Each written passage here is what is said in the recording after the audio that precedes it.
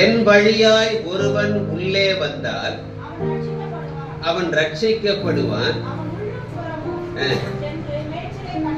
சாட்சி கொடுக்கிறார், நான் தான் கேட்டு, நான் தான் கேட்டு. என் உள்ளே வருகிறவன், அந்த கேட்டு வழியா வரவன் ரட்சிக்க.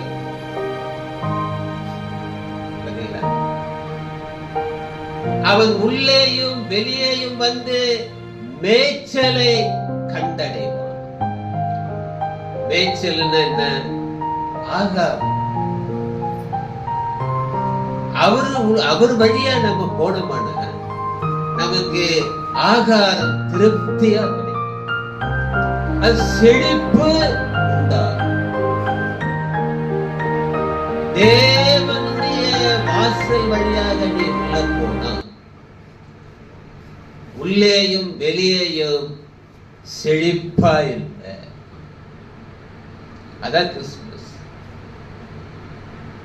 உன்னை செழிப்பாக மாற்றத்தான் சத்தியம் வந்தது. சத்தியத்துக்கு சாட்சி கொடுத்த என்ன ஒருத்தன் நம்புறான், என் வழியா வந்திருக்கிறான்,